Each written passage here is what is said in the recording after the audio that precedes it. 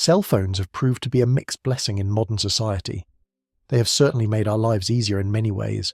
One no longer has to wait by the home phone for calls or rely on finding payphones when away from the house.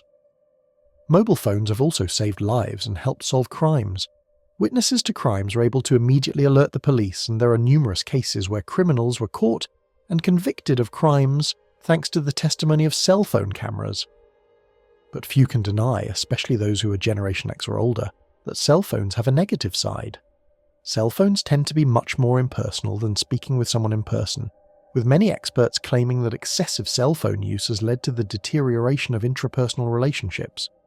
Then there are the physical dangers.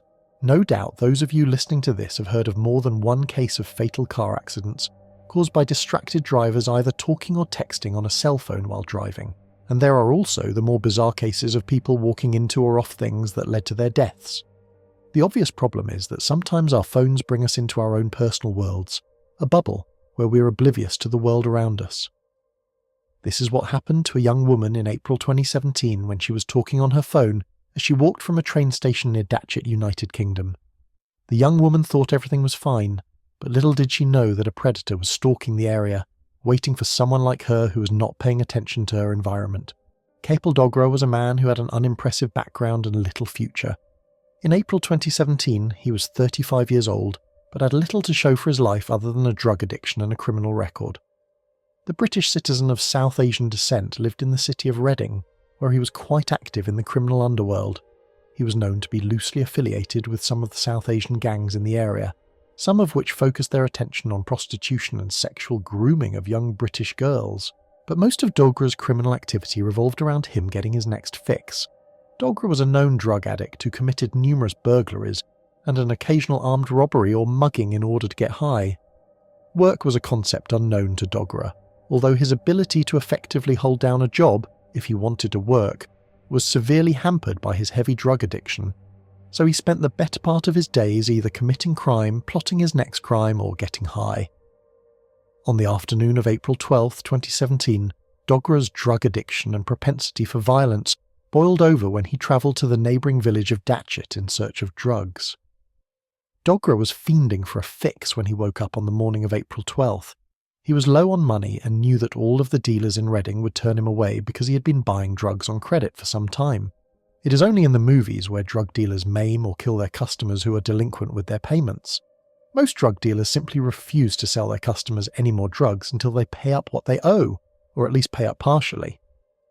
Dogra didn't have enough money to pay any of the dealers he knew in Reading, so he decided to try a guy he used less frequently in the small quiet village of Datchet, which is just a few miles away. He took the short train ride to Datchet, but when he got there he decided that robbing someone first would be a good idea. He lurked around the train station for some time looking for a victim, but most were either men or the women were in groups or keenly aware of their surroundings, all except one. Dogra noticed an 18-year-old woman deeply involved in a conversation on her cell phone. He stalked the young woman like an animal, following her down the street.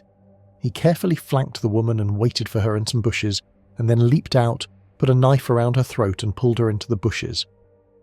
As the horrible attack was taking place, the woman had enough control of her faculties to tell her boyfriend, who she was talking to on the phone, to call 911. Dogra then raped and robbed the young woman and went on his way to buy drugs. Kapil Dogra will more than likely never be a scholar, nor will he ever be described as intelligent, even for a criminal. There is no doubt Dogra's drug-addled brain clouded his judgment during his actions in Datchet on April 12th, but there is no doubt his low IQ also contributed to the events. Even the most average of criminals would have known that there were serious problems, holes, in the kappa. Since Dogra had a criminal record, his DNA profile was in the United Kingdom's National Criminal Registry. The United Kingdom is also often touted as the most heavily surveilled country in the world in terms of the ration of security cameras to people. Cameras are everywhere, especially in public places such as train stations. The DNA profile combined with the closed-circuit television footage led to Dogra being arrested just 6 days after his horrendous crime. Due to the crime being a brazen, daylight assault, and the fact that the victim was totally minding her own business, the case was covered extensively by most media outlets in the United Kingdom. Most reports focused on the fact that Dogra was a drug addict and repeat offender, but there was a subtext in some articles about the dangers of cell phones. Due to the conclusive forensic evidence that was stacked against him, there was little defence that Dogra could muster. In November 2017, Kapil Dogra was found guilty of rape and sentenced to 13 years in prison. He will have to serve an additional 2 years of parole after he's released, and will be on Britain's sex offender registry for the remainder of his life. This was a planned, targeted and violent stranger rape committed by a man who was clearly ruthless, predatory and dangerous, said the Chief Crown Prosecutor for Thames and Chiltern Crown Prosecution Service, Adrian Foster. Unfortunately, there are numerous other Kapil Dogra types creeping around subway stations and alleys in cities all over the world looking for people who are distracted from reality by their cell phones.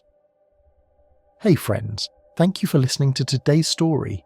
Make sure to click the notification icon to stay updated on all future narrations. I release new videos twice every day at 10 AM and 8 PM Eastern Time. If you have a story to share, please send it to the email displayed on the screen. Don't forget to subscribe to the channel, give this video a like and leave an encouraging comment. It really helps me keep bringing you more narrations like this. If you'd like to support the channel even more, you can get early access to all future narrations and bonus content over on Patreon. Thanks again for watching, and I'll see you on the next one.